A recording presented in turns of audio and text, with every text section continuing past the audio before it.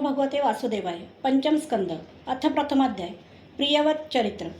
परीक्षिताने विचारले, मुनिवर्य, महाराज प्रियव्रत भगवत भक्त असून आत्माराम होता, ज्यात गुंतल्यामुळे मनुष्याला आपल्या स्वरूपाची विस्मृती होते आणि तो कर्मबंधनाने बांधला जातो. त्या गृहस्थाश्रमात तो कसा रमला?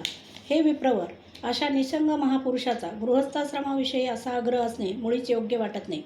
हे विप्रश्रेष्ठ, ज्यांचे चित्त पुण्यकीर्ती श्रीहरींच्या चरणाच्या शीतल छायेच्या आश्रयामुळे शांत झाले आहे, अशा महापुरुषांची कुटुंबाविषयी खरे म्हणजे आसक्ती असत नाही.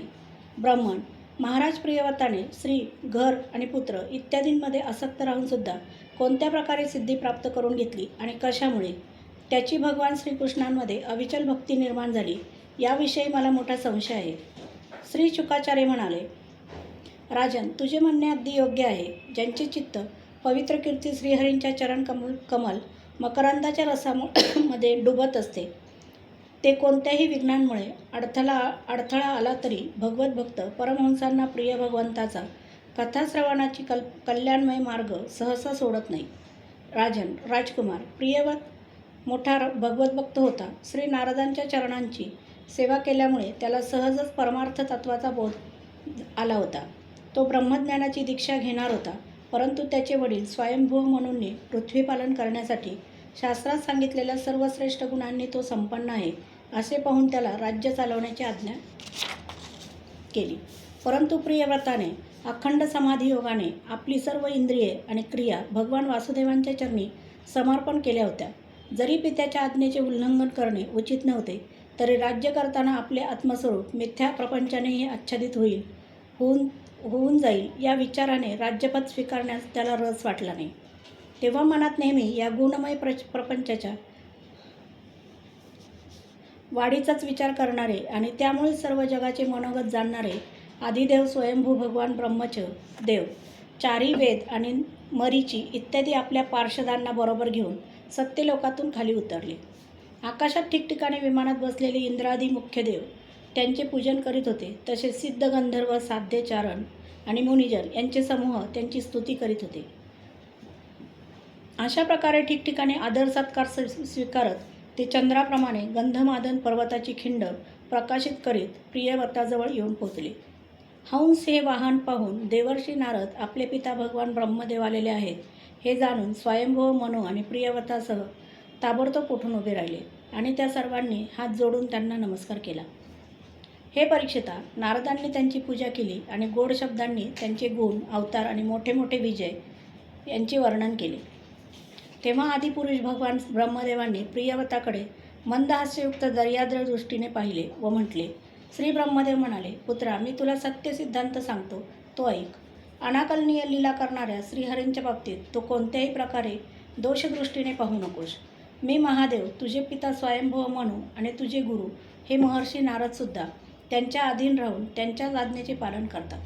त्यांची इच्छा कोणीही देहधारी तप, विद्या, योगजल, बुद्धिबल, अर्थशक्ती, धर्मशक्ती यांच्या जोरावर स्वतः किंवा कोण्या दुसऱ्याच्या सहाय्याने टाळू शकत नाही. सर्व जीवांना त्याच अव्यक्त ईश्वराने दिलेले शरीर जन्म, मरण, शोक, मोह, भय आणि सुखदुःखाचा भोग घेण्यासाठी तसेच कर्म करण्यासाठी नेहमी धारण करावे लागते. वत्सा, ज्याप्रमाणे नाकात व्यसन घातलेला पशु मनुष्यांनी लादलेले ओझे वाहतो, त्याचप्रमाणे परमात्म्याच्या वेदवाणी रूप दोरीने गुण व कर्म यात जखडलेले आम्ही सर्वजण त्यांच्याच इच्छेनुसार कर्मांनी त्यांची पूजा करत राहतो. आमचे गुण आणि कर्म यानुसार प्रभूंनी आम्हाला ज्या योनीमध्ये जन्माला घातले आहे तिचा स्वीकार करून ते जसे आम्हाला ठेवतील त्यानुसार आम्ही सुख किंवा दुःख भोगीत राहतो. जसे एखाद्या आंधळ्याला डोळसाचे अनुकरण करावे लागते, तसे आम्हाला त्यांच्या इच्छेनुसार करावे लागते.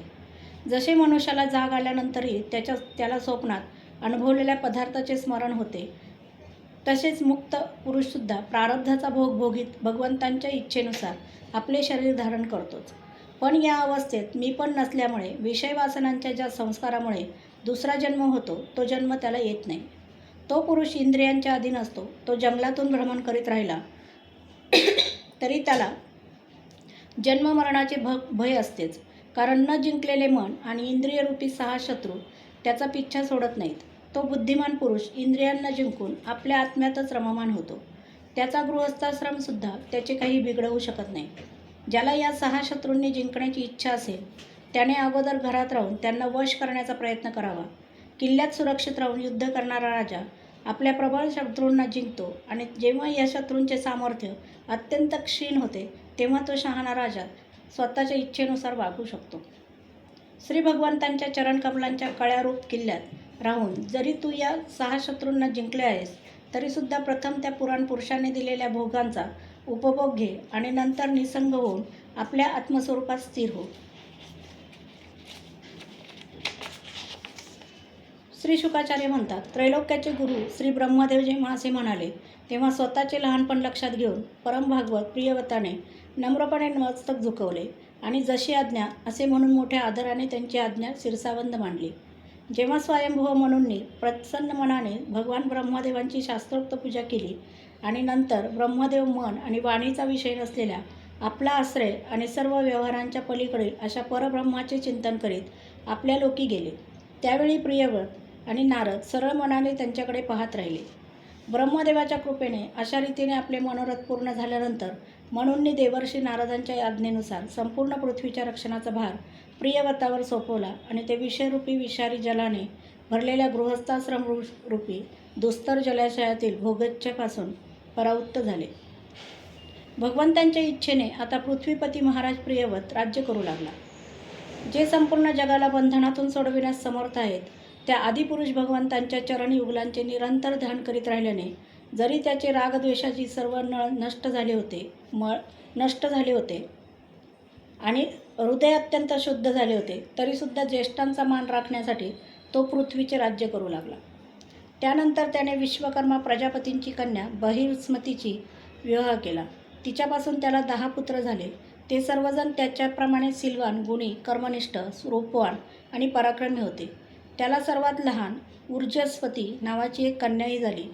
अग्निंद्र, इद्मजिह्व, यजबाहू, महावीर, हिरण्यता, घृतपृष्ठ, सवन, मेधातिथी, वितिहोत्र आणि कवी अशी त्या पुत्रांची नावे होती.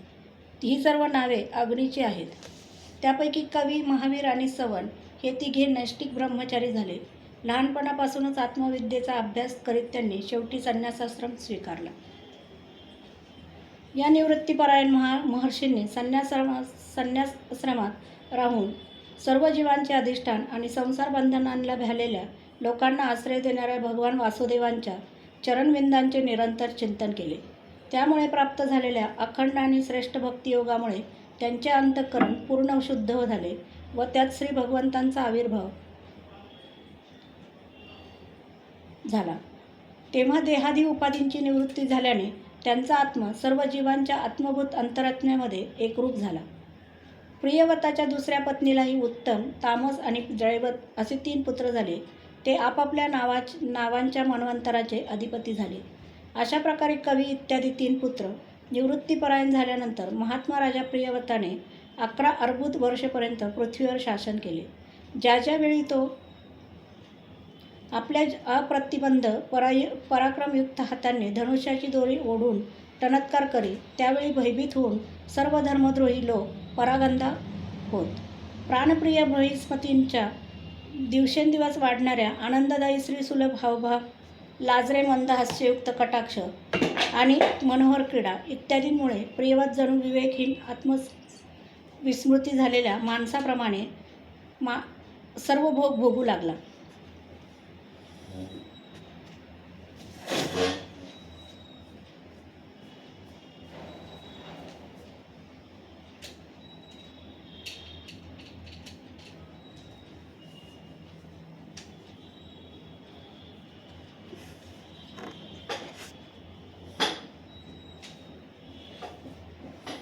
एकदा त्याने पाहिले की भगवान सूर्य सुमेरू पर्वताची प्रदक्षिणा करीत असता पृथ्वीचा अर्धाच भाग प्रकाशात राहतो आणि अर्ध्या भागात अंधार असतो.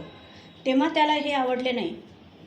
तेव्हा भगवंताच्या उपासनेमुळे अलौकिक प्रभावशाली अशा त्याने मी रात्रीचा सुद्धा दिवस करीन असे ठरवून सूर्याप्रमाणे वेगवान व तेजस्वी रथात बसून दुसरा जणू सूर्यच अशा रीतीने सूर्याच्या पाठोपाठ पृथ्वीच्या 7 प्रदक्षिणा केल्या. त्यावेळी त्याच्या रथाच्या चाकांनी जे खड्डे पडले तेच 7 समुद्र झाले. त्यापासून 7 द्वीपे बनली. त्यांची क्रमशः नावे जंबू, प्लक्ष, शाल्मली, कुश, क्रौंच, शाक आणि पुष्कर अशी आहेत. त्यामध्ये पहिल्यापेक्षा नंतरच्या द्वीपाचा विस्तार दुप्पट आहे आणि ही समुद्राच्या बाहेरच्या भागात पृथ्वीच्या चारही बाजूंना पसरलेली आहेत. हे 7 समुद्र क्रमशः खारे पाणी, उसाचा रस, मदिरा, तूप, दूध, ताक आणि गोड्या पाण्याने भरलेले आहेत. हे 7ही समुद्र बेटांच्या खंदकाप्रमाणे आहेत आणि विस्ताराच्या बाबतीत आपल्या आतील द्वीपांच्या बरोबरीचे आहेत. त्यापैकी एकेका समुद्रांनी क्रमशः वेगवेगळ्या 7 द्वीपांना बाहेरून वेढलेले आहे.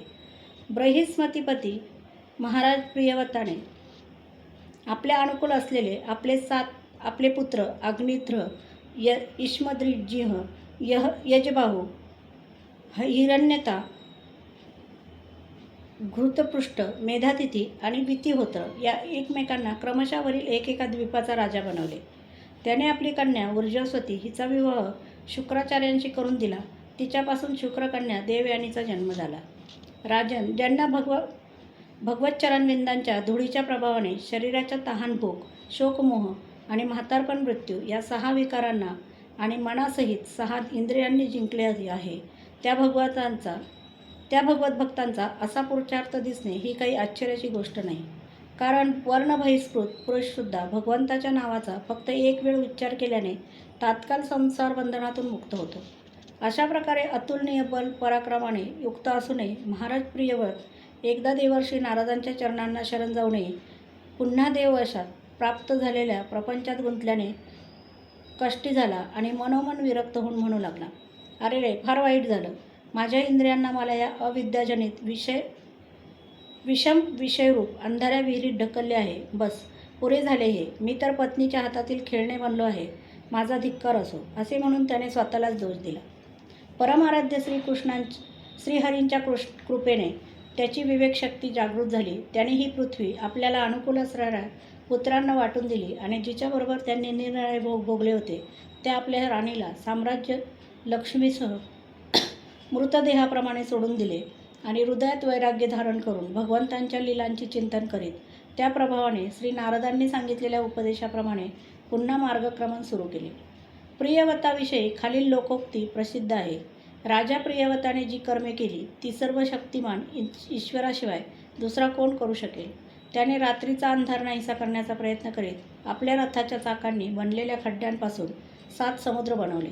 प्राण्यांच्या सोयीसाठी द्वीपांच्या द्वारा पृथ्वीचे विभाग केले आणि प्रत्येक द्वीपामध्ये वेगवेगळ्या नद्या, पर्वत आणि वन इत्यादींनी त्यांच्या सीमा निश्चित केल्या. तो भगवत भक्तांचा भक्त होता. त्याने पाताळलोक, देवलोक, मृत्यूलोक तसेच कर्म आणि योगशक्तीने प्राप्त झालेले ऐश्वर्य नरकतुल्य मानले. अध्याय 1 समाप्त. अथ द्वितीयोध्याय. अग्निध्र चरित्र. श्री शुकाचार्य म्हणतात, अशा रीतीने पिता प्रियव्रत तपश्चर्येत गडून गेल्यानंतर राजा अग्निध्र त्याच्या आज्ञेचे पालन करीत जंबूद्वीपातील प्रजेचे धर्मानुसार पुत्रवत पालन करू लागला. एकदा पितृलोकाच्या इच्छेने पुत्रप्राप्तीसाठी पूजा साहित्य घेऊन अप्सरांचे क्रीडास्थान असलेल्या मंदाराचलाच्या एका दरीत तो गेला आणि एकाग्र चित्ताने प्रजापतींचे पती श्री ब्रह्मदेव यांची तपश्चर्येने आराधना करू लागला. आदिदेव भगवान ब्रह्मदेवांनी तिची अभिलाषा जाणून आपल्या सभेतील गायिका पूर्वचित्ती नावाच्या अप्सरेला त्याच्याकडे पाठविले. अग्निध्राच्या आश्रमाजवळ एक अतिशय रमणीय असे उपवन होते. तेथे ती अप्सरा विहार करू लागली. त्या उपवनामुळे निरनिराळ्या घनदाट वृक्षांच्या फांद्यांवर सुवर्णलता पसरलेल्या होत्या. त्यांच्यावर पुष्कळ प्रकारच्या जमिनीवरील पक्ष्यांच्या जोड्या मधुर आवाजात कुंजन करत होत्या. त्यांच्या किलबिलाटाने आनंदित झालेले पाणकोंबडे, करडुबा, कलहंस इत्यादी पाणपक्षी वेगवेगळ्या तऱ्हेने कुंजन करीत होते. त्यामुळे तेथील कमलपुष्पांनी सुशोभित निर्मल सरोवरे दुमदुमली होती. पूर्वचित्तीच्या विलासी हालचालींनी आणि पदन्यासांनी पायातील नुपुरांचा झंकार होत होता. तो मनोहर ध्वनी ऐकून राजकुमार अग्निध्रने समाधियोगाने बंद केलेले आपले कमळकलीप्रमाणे असलेले सुंदर डोळे किलकिले करून पाहिले. तो जवळच त्याला ती अप्सरा दिसली. भुंग्याप्रमाणे ती एकेका फुलाजवळ जाऊन त्याचा वास घेत होती. तसेच देव व मनुष्याचे मन आणि डोळे आल्हादित करणाऱ्या आपल्या विलासपूर्ण हालचाली, क्रीडा, लज्जा, विनम्र कटाक्ष, सुमधुर वाणी आणि अंगविक्षेप पुरुषांच्या मनाचा दरवाजा कामदेवाच्या प्रवेशासाठी उघडीत होते. ती जेव्हा हसून बोलत असे तेव्हा जणू काही तिच्या मुखातून अमृतमय मधुर मध वाहत आहे असे वाटत होते. तिच्या निश्वासाच्या सुगंधाने मंदाग्ध होऊन भ्रमर तिच्या मुखाभोवती फिरत होते. तेव्हा त्यांच्यापासून संरक्षण करण्यासाठी म्हणून ती झपाझप चालत असताना तिचे स्तन, वेणी आणि कमरपट्टा हलत असल्यामुळे सुंदर दिसत होते. हे सर्व पाहून कामदेवाने अग्निध्राच्या हृदयात प्रवेश करण्याची संधी घेतली आणि कामातूर तो तिच्या अधीन होऊन तिला प्रसन्न करण्यासाठी वेड्याप्रमाणे म्हणू लागला, मुनिवर्य, तुम्ही कोण आहात? या पर्वतावरती तुम्ही काय करू इच्छिता? परमपुरुष नारायणांची आपण माया तर नाही ना? मित्रा, बिनदोरीची ही 2 धनुष्ये भोवया तू का धारण केली आहेस? यामध्ये तुझा काही हेतू आहे की या संसाररूपी अरण्यात माझ्यासारख्या बेसावध हरणांची तू शिकार करू इच्छितोस? तिच्या नेत्रकटाक्षाकडे पाहून, तुझे हे 2 कटाक्ष बाण अतिशय सुंदर आणि धारदार आहेत. कमलदलाप्रमाणे हे शांत असून पंख नसले तरी सुंदर आहेत. वनात विहार करीत असताना हे बाण तू कोणावर सोडू इच्छितोस? तुझ्याशी सामना करू शकेल असा कोणी इथे दिसत नाही. तुझा हा पराक्रम आमच्यासारख्या मंदबुद्धीचेच कल्याण करो म्हणजे झाले. भ्रमरांकडे पाहून, भगवान, तुझ्या 4 बाजूंनी जे हे शिष्यगण अध्ययन करीत आहेत ते तर निरंतर रहस्यमय सामगान करीत जणू भगवंतांची स्तुतीत करीत आहेत आणि ऋषीगण जसे वेदांच्या शाखांनी अनुसरतात तसे हे सर्वजण तुझ्या वेणीतून पडलेल्या फुलांचे सेवन करीत आहेत. नुपुरांच्या आवाजाला उद्देशून, ब्रह्मन, तुझ्या चरणरूप पिंजऱ्यात जो केवडा आहे त्याचा आवाज तर ऐकू येतो, परंतु रूप दिसत नाही. कमरपट्टा असलेल्या पिवळ्या साडीतील अंगकांती पाहून तुझ्या नितंबावर हे कदंब फुलांचे तेज कोठून आले? यांच्यावर तर फिरणाऱ्या कोलितासारखे गोलाकार मंडळ दिसत आहे, परंतु तुझे वल्कल कोठे आहे? कुंकुममंडित स्तनांना उद्देशून, द्विजवर, तुझ्या या 2 सुंदर उंचवट्यात काय भरले आहे? यात काहीतरी अमूल्य असले पाहिजे. म्हणूनच तर तुझी कंबर इतकी बारीक असूनही तू त्यांचे ओझे वाहत आहेस. तेथे माझी दृष्टी खिळून राहिली आहे. आणि हे सुंदरा, या उंचवट्यावर तू हा लालसर लेप कसला लावला आहेस? याच्या सुगंधाने माझा सगळा आश्रम दरवळला आहे. मित्रवर, मला तुझा देश तरी दाखव, जेथील निवासी आपल्या वक्षस्थळावर असे अद्भुत अवयव धारण करतात. त्यांनी आमच्यासारख्यांचे विचित्त प्रक्षुब्ध होते, तसेच मुखामध्ये जे हावभावयुक्त मधुर भाषण, अधरामृत इत्यादी अद्भुत वस्तू बाळगतात. हे प्रियवर, तू काय खातोस की ज्यामुळे तुझ्या मुखातून हवन केल्यासारखा सुगंध पसरला आहे? तू विष्णूंचा अंश आहेस का?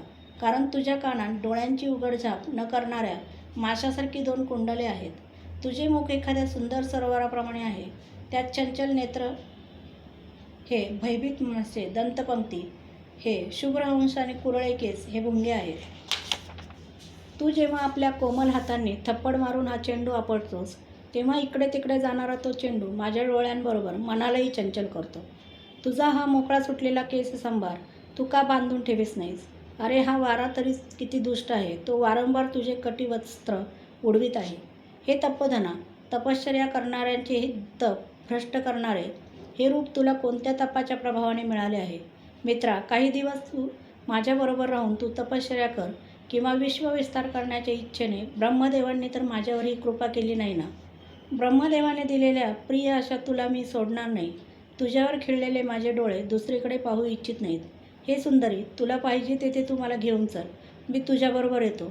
तुझ्या सुंदर मैत्रिणीही आपल्याबरोबरच राहतील. श्रीशुक म्हणतात, देवांसारखा बुद्धिमान अग्निध्र स्त्रियांना प्रसन्न करण्यात मोठाच कुशल होता. याप्रमाणे त्याने प्रेमयुक्त गोड गोड गोष्टी बोलून त्यायोगे त्या अप्सरेला प्रसन्न करून घेतले. शौर्यवान लोकांत अग्रगण्य असा अग्निध्राची बुद्धी, शील, रूप, वय, ऐश्वर्य आणि औदार्य यांनी आकर्षित होऊन ती अप्सरा त्या जंबूद्वीपाधिपतीबरोबर कित्येक हजार वर्षापर्यंत पृथ्वी आणि स्वर्गातील भोग भोगत राहिली. त्यानंतर अग्निध्राला तिच्यापासून नाभी, किंपुरुष, हरिवर्ष, इलावृत्त, रम्यक, हिरण्यमय, कुरु, भद्राश्व आणि केतुमाल नावाचे 9 पुत्र झाले. अशा रीतीने दरवर्षी एक याप्रमाणे 9 वर्षाप्रमाणे 9 पुत्रांना जन्म देऊन पूर्वचित्ती त्यांना राजभवनातच सोडून ब्रह्मदेवांच्या सेवेला गेली. हे अग्निध्राचे पुत्र मातेच्या कृपेमुळे स्वभावतच सुडौल आणि सशक्त शरीराचे होते. अग्निध्राने जंबूद्वीपाचे विभाग करून त्यांच्यासारख्याच नावाचे 9 भूखंड बनवले आणि ते एकेका पुत्राला सोपविले. त्यानंतर ते सर्वजण आपापल्या राज्याचा उपभोग घेऊ लागले. दिवसेंदिवस भोग भोगूनसुद्धा महाराज अग्निध्र अतृप्तच होता. तो त्या अप्सरेलाच परमपुरुषार्थ समजत होता. म्हणून त्याने वैदिक कर्मांनी जेथे पितृगण आपापल्या सुकृतानुसार निरनिराळे भोग भोगतात त्या अप्सरा लोकाची प्राप्ती करून घेतली. पिता परलोकवासी झाल्यानंतर त्या 9 भावांनी मेरूच्या मेरूदेवी प्रतिरूपा, उग्रद्रष्टी, लता, रम्या, श्यामा, नारी, भद्रा आणि देववीती नावाच्या 9 कन्यांशी विवाह केला. अध्याय 2 समाप्त.